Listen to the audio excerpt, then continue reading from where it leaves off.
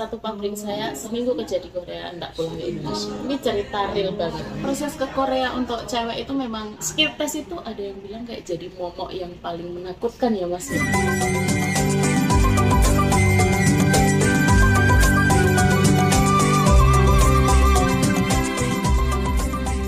Assalamualaikum warahmatullahi wabarakatuh. Halo teman-teman semua, jumpa lagi bersama saya Rudisi, PMI Korea Kreatif. Oke lah kalau begitu. Wile. Di samping saya ini adalah requestan dari teman-teman semuanya, khususnya yang cewek ya kan, yang kerja di Korea ya Mbak ya. Nah, ini kulinya Korea, salah satu kuli Korea ini. Saya akan tanya-tanya ke mbaknya ini. Jadi bagaimana sih mbaknya proses kerja ke Korea dan bagaimana kerjanya sampai di Korea sini? Penasaran kan? Yuk langsung aja seperti apa ceritanya dan proses-prosesnya. Halo Mbak. Halo Mas. Perkenalan dulu dengan teman-teman semuanya ini. Dari mana ataupun namanya siapa? Boleh nggak? Boleh kenalin. Perkenalkan, nama saya Fitri, saya dari Magetan, Jawa Timur. Wile. Halo warga Magetan, apa kabarnya? Halo Magetan. Halo, Wong Jawa ya kan? Jawa. Wong Jawa wis padha wae lah. Jadi ini Mbak, saya mau tanya-tanya bagaimana sih kemarin prosesnya dari awal sampai bisa terbang di Korea, sampai bekerja di Korea. Kalau proses ke Korea untuk cewek itu memang gimana ya, bisa mengerti juga ya, sangat panjang dan prosesnya rumit, tapi kembali lagi kalau memang sudah jadi rezeki kan kita tetap sampai di sini. Cuman kalau untuk yang cewek mau proses Korea, banyakin sabar, banyakin doa, usahanya sih iya, usaha iya. Cuman kalau menurutku kembali lagi ke doa sih ya. Bener-bener. Ya. Semuanya kayaknya nggak cewek aja sih. Iya. Cewek, cowok juga sama saja, harus berdoa teman-teman. Iya, cuman kalau menurut saya pribadi, pengalaman saya, kalau cowok itu lebih ke yang peluangnya itu lebih besar lah daripada cewek. Ya kan, perbandingannya itu sangat jauh loh Mas ya. Iya, bisa dibilang 10 banding 3-4 lah ya. Oh, bahkan kalau saya bilang 100 banding 3. Iya wah.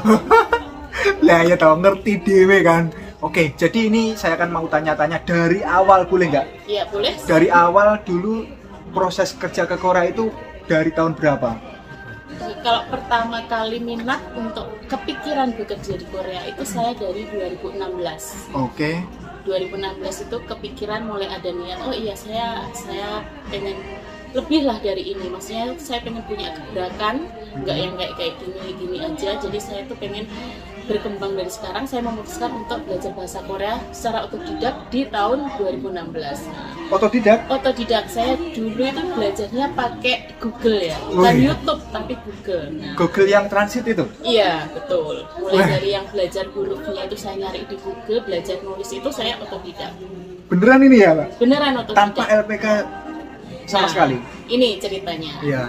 Ini tahun 2017 akhir saya memutuskan untuk resign dari sebuah perusahaan. Dulu saya kerja di perusahaan atau di pabrik lah, di pabrik bukan perusahaan ya, di pabrik di Surabaya. Nah, di akhir 2017 saya memutuskan untuk resign dari pabrik itu. Saya masuk ke sebuah LPK, tapi saya masuk di sebuah LPK itu dalam kondisi saya sudah belajar otodidak.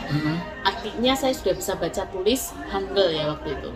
Nah, jadi di situ saya masuk bulan Februari. Nah, di situ ada pengumuman pendaftaran ujian katanya. Nah, saya ditanya sama pemilik LPK-nya, siap nggak? Kamu itu 2 minggu lagi ini ada pendaftaran ujian, kamu mau ikut nggak? Ya saya ikut. Dengan modal saya baru bisa baca dan tulis aja waktu itu. Kalau untuk kosakata saya sama sekali belum bisa. Nah, di situ saya tertantang, saya mau ikutan. Oke, saya coba, saya ikutan daftar ujian.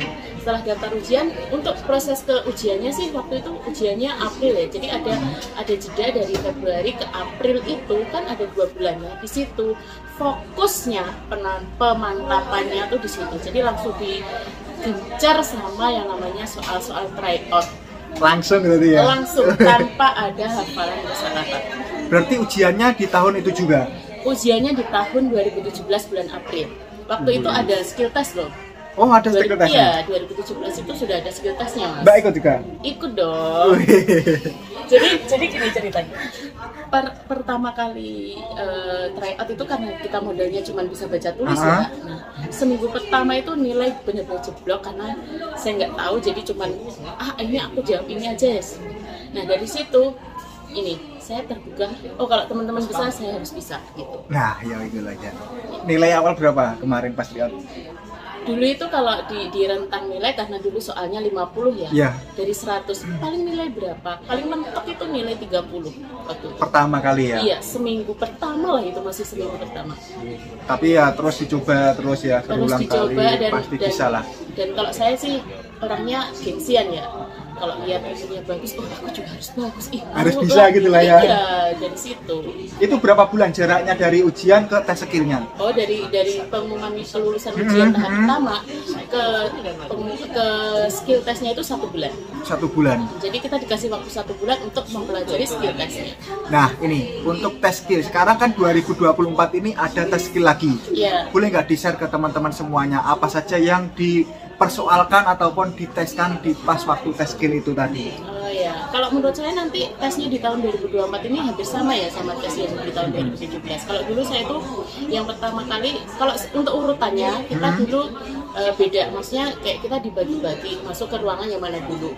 Cuman ya kurang lebih ya kita ada tes wawancara. Wawancaranya tuh kita ngalir aja. Maksudnya ngalir itu pas kita pertama kali jadi soge ya, perkenalan itu ya kita jelasin, nggak perlu panjang lebar, yang jelas. Yang penting tuh kita ngomongnya jelas. Kalau kita ngomongnya nggak jelas, kita bakalan banyak pertanyaan.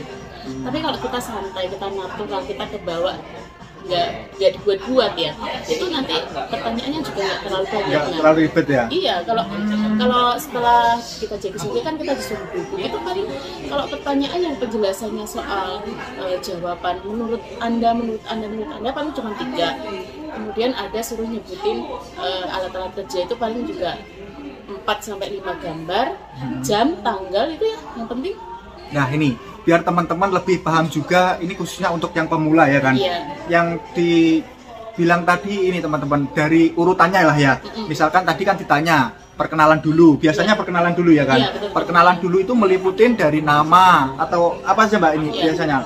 Kalau menurutku ya cuma kayak nama, tanggal lahir, kemudian kayak umur, paling penting ya umur, jelasin tinggi badan, berat badan, keluarga, kemudian tujuanmu ke Korea lah, tujuan ke Korea. Itu yang wawancara pertama. Nah untuk yang kedua biasanya ada nggak yang angkat tangan ataupun toleh kanan toleh kiri itu ada? Ada. Nah Iya, itu. iya, itu kayak tapi nggak banyak sih, paling cuma 1 atau 2 maju selangkah atau mundur atau mungkin lihat atas, angkat tangan kanan apa dua-dua iya kan. itu ada. Oh iya, kemungkinan itu sangat diperlukan juga dan nanti kemungkinan 2024 juga diteskan lagi. Iya. Setelah itu apa lagi Mbak pertanyaannya untuk yang di ruang ini wawancara wawancaranya? ya. Iya. Kalau yang di ruang wawancara ya itu paling disuruh duduk kan, habis disuruh praktekin misalnya kayak angkat tangan kananmu gitu, kalian disuruh duduk, kemudian di tempat duduk itu pertamanya kayak kadang ada yang ditanyain jam, jamnya, tapi jangan kok terus kamu nyiapin, oh iya aku masuk di jam sekian, nanti pertanyaannya sekitar sini, enggak,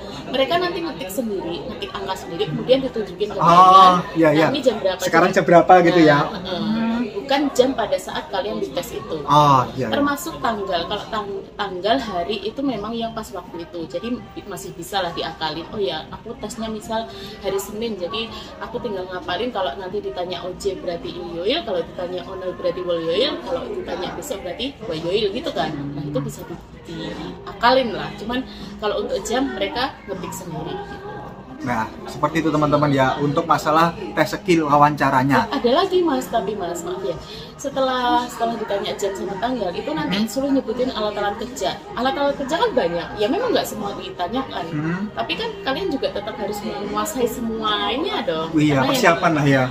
Cuman kalau memang kalian benar-benar ngeblank, nggak tahu atau lupa atau gimana, jangan biarkan orang Korea itu nunggu lama. Nah, jadi kalau memang kalian nggak tahu artinya atau benar-benar udah blank ya 죄송합니다, 잘모르겠습니다 gitu. Mereka lebih suka jawaban itu daripada kayak kalian mikir apa gitu ya.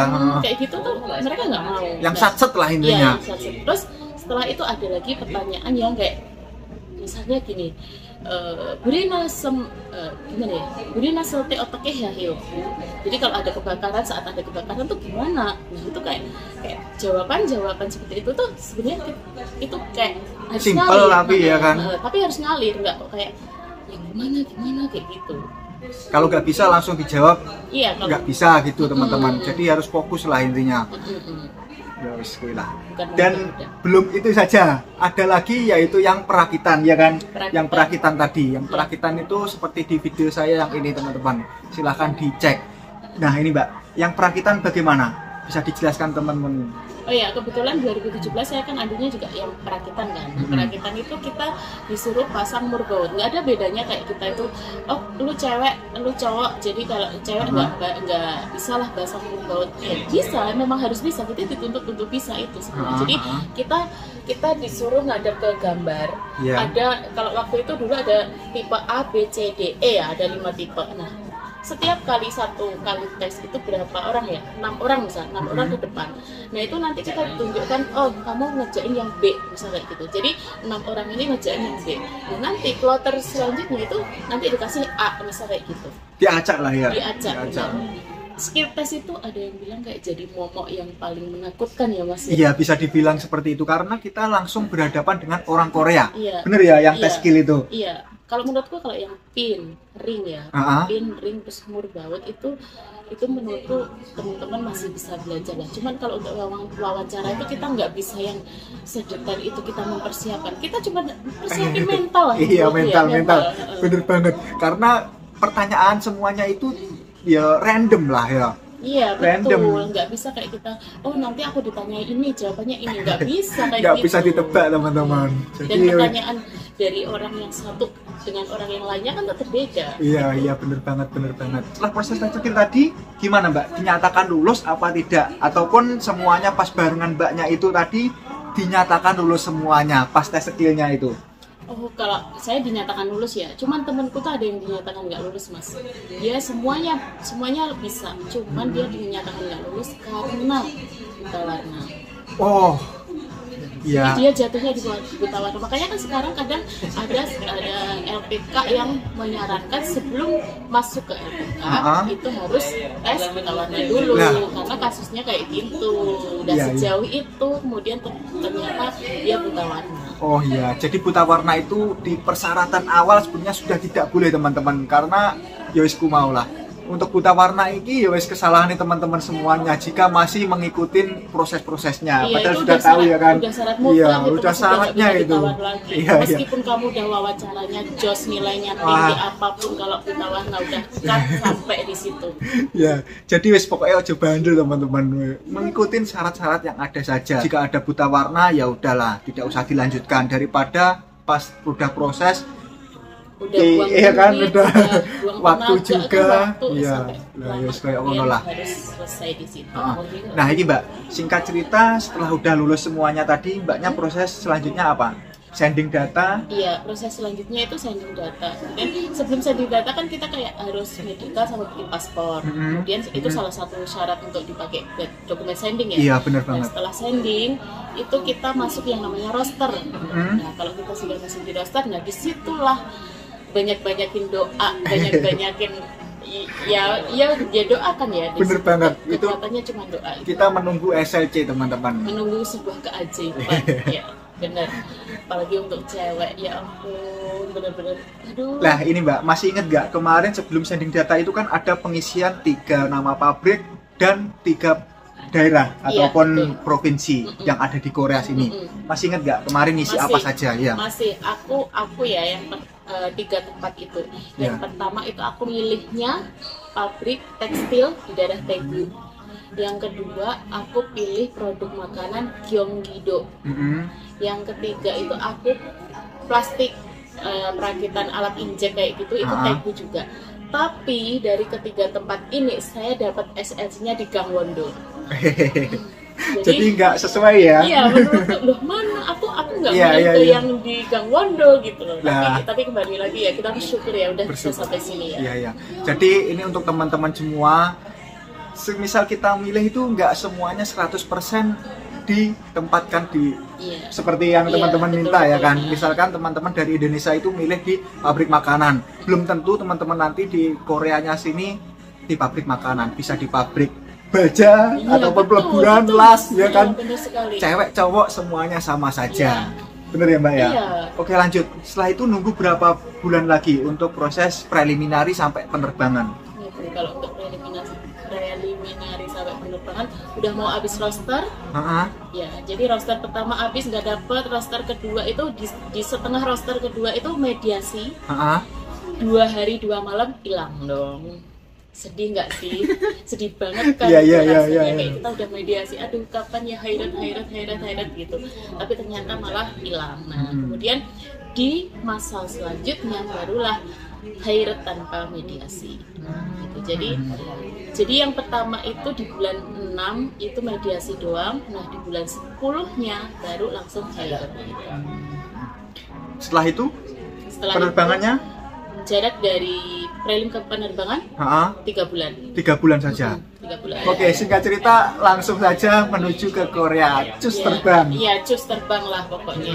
Gimana perasaannya pertama kali nginjakkan kaki di Korea Selatan? Pertama kali menginjakkan kaki di Korea Selatan kayak semacam aku belum sadar kalau aku udah pindah negara, udah gitu. Ya. Oke lah. Senang, sedih, bahagia karena itu impian, tapi sedih harus jauh dari keluarga dengan jangka waktu yang enggak sebentar ya. Cuman kembali lagi kita kesini tujuannya ngejar impian, kita kesini ngejar cita-cita, kita kesini ngejar hidup yang lebih baik daripada di kampung kayak gitulah. Bukan mau lupa kampung, cuman kita kesini kita sama-sama berjuang di inilah jalan masing-masing gitulah ya. Oke, setelah itu langsung dijemput dengan bos ya kan? Ya. Di training di Kebis itu ya. 3 hari 3 malam. 3 hari 2 malam. 3 hari 2 malam. Pabrik apa Mbak sekarang ini? Kalau saya di pabrik Ojingo itu cumi ya. Jadi bagian pojang, kebetulan saya bagian pojang. Tapi gini ceritanya, jangan kalian berharap di pabrik kita masuk pabrik Korea itu tempatnya yang bersih, tempatnya yang serba higienis. Kan Ojingo tuh makanan kan, termasuk makanan. Bayangan saya kalau dari rumah, oh ya kerja di Korea ini nanti serba mesin ya. Nah ternyata ya ini mesinnya ini.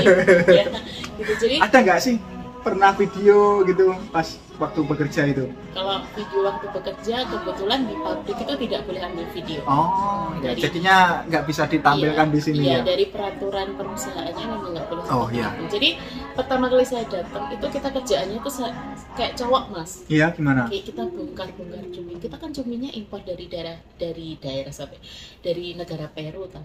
Nah itu kita bongkar itu barang-barang 20 kiloan diangkat-angkat. Nah itu sekali bongkar itu bisa berapa ini apa ya ngomongnya kontainer itu. Nah gitu.